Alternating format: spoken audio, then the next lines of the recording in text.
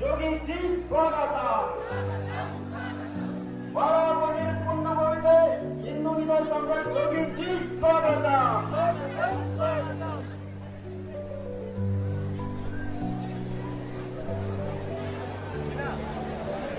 जीत राय ने लिया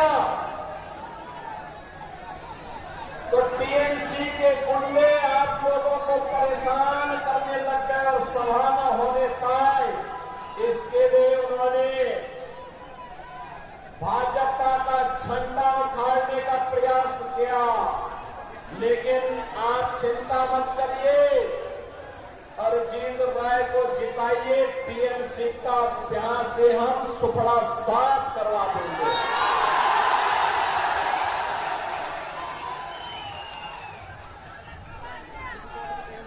बहनों और भाइयों, मैं बंगाल की इस पावन धरा को नमन कर रहा हूं, जो भारत की प्रेरणा भूमि रही है। ये बंगाल की भूमि आज से नहीं, सैकड़ों वर्षों से भारत की प्रेरणा भूमि थी। ये प्रेरणा भूमि, इस भूमि ने भारत को राष्ट्रगान जन गण मन के रूप में श्री रविंद्रनाथ ठाकुर की कृति के माध्यम से पूरे देश को एक राष्ट्रगान दिया।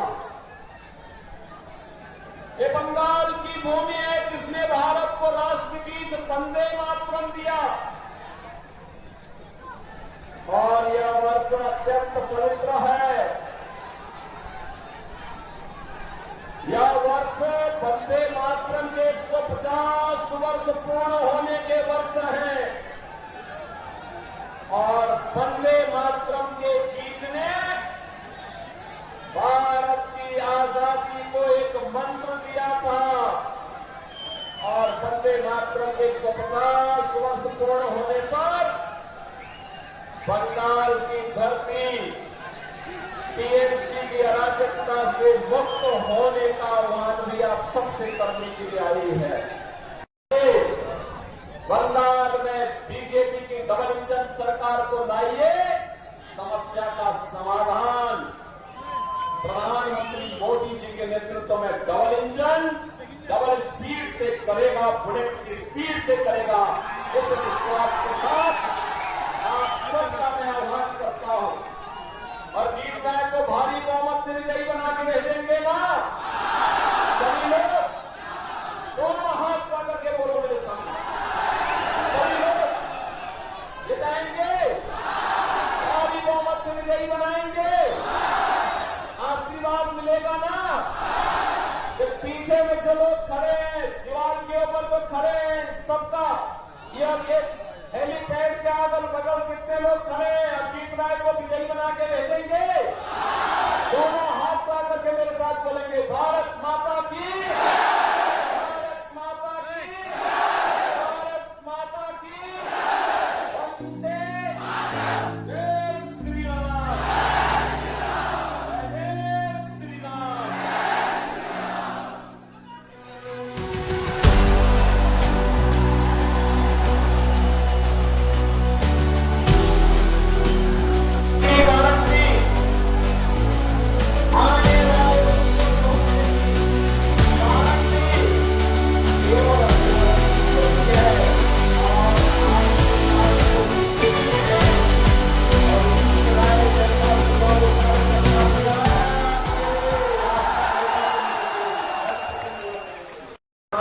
दुनिया का सबसे बड़ा मंदिर बनकर के खड़ा हो गया। क्या कांग्रेस रोक पाई? क्या समाजवादी पार्टी रोक पाई? क्या टीएमसी रोक पाएगी? इसकी गारंटी केवल और केवल मोदी जी की गारंटी हो सकती है। ये गारंटी केवल बीजेपी दे सकती है कि दंगा नहीं होगा, कर्फ्यू नहीं लगेगा, लेकिन गौ माता को कटने नहीं देंगे। और महीने नहीं मिलेंगे। मैं तो आपसे कहने के लिए आया हूं, ये बंगाल कभी भारत की कल्चरल कैपिटल के रूप में पूरे देश को दिशा देती थी। पहले कांग्रेस ने, फिर कम्युनिस्टों ने, और 15 वर्षों से टीएमसी ने पहचान का संकट खड़ा किया। अब एक कल्चरल कैपिटल नहीं, अब तो इन्होंने इसको क्राइम कैपिटल बना करके आपके सामने पहचान का संकट खड़ा किया है। याद करिए, बंगाल आजादी के बाद विकास के पथ पर आगे चलना था। देश की अर्थव्यवस्था का ग्रोथ इंजन था। उस समय बंगाल भारत की आवश्यकताओं की पूर्ति करता था। उद्योग धंधे थे। एक इकोनॉमिक लीडर के रूप में बंगाल की टूटी बोलती थी। नौजवानों के लिए नौकरी भी थी, रोजगार भी था। अन्नदाता किसान प्रसन्न था। मछली उत्पादन तेजी के साथ बढ़ रहा था। चावल का उत्पादन भी बंगाल के अंदर तेजी के साथ बढ़ रहा था। लेकिन पहले कांग्रेस ने, फिर वामपंथ ने, और 15 वर्षों में टीएमसी ने इसको भ्रष्टाचार का, भय का, अराजकता का एक केंद्र बना करके आज चावल का उत्पादन घट रहा है। मछली उत्पादन का काम कम हुआ है। यहाँ के संसाधनों पर माफिया हावी हो रहे हैं। नौजवान के लिए नौकरी और रोजगार गायब। किसान प्लान करने के लिए मजबूर है क्योंकि इसको उसकी उपज का दाम नहीं मिल पाता है। यूपी के अंदर आलू का दाम 15 से 16 रुपया किलो मिल रहा है और बंगाल में 1 से 1.5 रुपया मात्र मिल पा रहा है। इतना अंतर है। बहनों और भाइयों, आज मैं आप सबसे यही कहने के लिए आया हूं। मैं आपसे एक ही बात कहने के लिए आया हूं। आप चिंता मत करिए।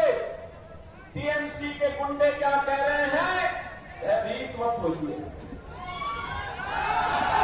कोई माफिया क्या ले रहा है, उससे भयभीत होने की आवश्यकता नहीं।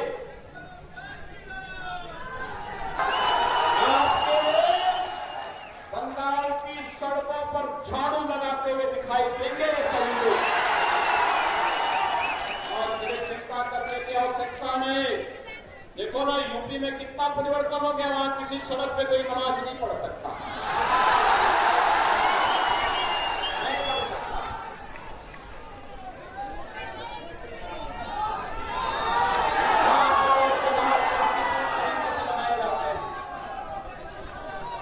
कोई अराजकता नहीं, कोई गुंडागर्दी नहीं। हर बेटी और बहन को सुरक्षा की गारंटी है। लेकिन बंगाल में धड़ल्ले से गौकसी होती है, गौ हत्या होती है, गौ तस्करी होती है। कश्मीर में भारत का कानून वैसे ही लागू होता है जैसे बंगाल, बिहार और यूपी के अंदर लागू होता है। और भाइयों, मैं तो आप सबसे इस बात की अपील करने के लिए आया हूं कि जो लोग पिछले 15 वर्षों से बंगाल को पहचान के संकट के दौर से गुजार दिए हो, जिन्होंने बंगाल को टेरर का, माफिया राज का और कटमनी एंड करप्शन का अड्डा बना दिया हो, वह टीएमसी अब नहीं चाहिए। इन लोगों ने यहां पर आम जनमानस के सामने, नौजवानों के सामने, बेटियों और बहनों के सामने एक भय का माहौल पैदा किया है। इनके कारण माफिया पैदा हुए हैं।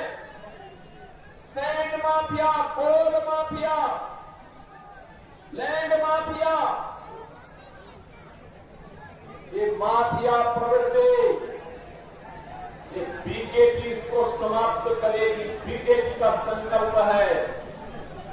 और जो जनता के लिए मोदी जी पैसा भेजते हैं दिल्ली से, ये टीएमसी के गुंडे जो पैसा हजम कर जाते हैं। बहनों और भाइयों, आज मैं कहने के लिए आया हूं आपसे, जो अराजकता आपको यहां देखने को मिलती है, जो भय का वातावरण है, जो दंगे हैं, जो माफिया राज है, सैंड माफिया और कोल माफिया का वर्चस्व दिखाई देता है, जो विकास के पैसे में कटमनी और करप्शन की भेंट चढ़ जाता है, इससे इसी प्रकार की बुरी स्थिति आज से 9 वर्ष पहले उत्तर प्रदेश की भी थी। याद करिए, उत्तर प्रदेश 9 वर्ष पहले वहां हर दूसरे तीसरे दिन एक दंगा होता था। अपनी साधक दिए कि वही धरा है जिस तरह से रामकृष्ण परमहंस ने अपनी आध्यात्मिक ऊंचाइयों की परचम दुनिया को दिखाई थी। ये वही तरह है जहां पर साधना के साथ साथ राष्ट्रवाद एक साथ काम कर सकता है। स्वामी प्रणवानंद जी महाराज ने इसी पावन धरा से शिक्षा पूरे भारत में अपने सन्यासियों को दी थी। ये वही तरह है जिसने स्वामी विवेकानंद भारत को दिया, और स्वामी विवेकानंद ने वैश्विक मंचों पर कहा था, गर्व से कहो हम हिंदू हैं। एहसास स्वामी विवेकानंद ने कराया था। बहनों और भाइयों, याद करिए, खुदीराम बोस नेता हंसते हंसते देश की आजादी के लिए फांसी के फंदों को चुमा हो। जिस तरह ने देश की आजादी के लिए नेताजी सुभाष चंद्र बोस और अरविंद घोष जैसे राष्ट्रवादी चिंतक दिए हो, जुझारू नेतृत्व दिए हो, तुम मुझे खून दो मैं तुम्हें आजादी दूंगा, इसका उद्घोष नेताजी सुभाष चंद्र बोस ने किया था। बंगाल की धरती नेताजी को भारत को दिया था।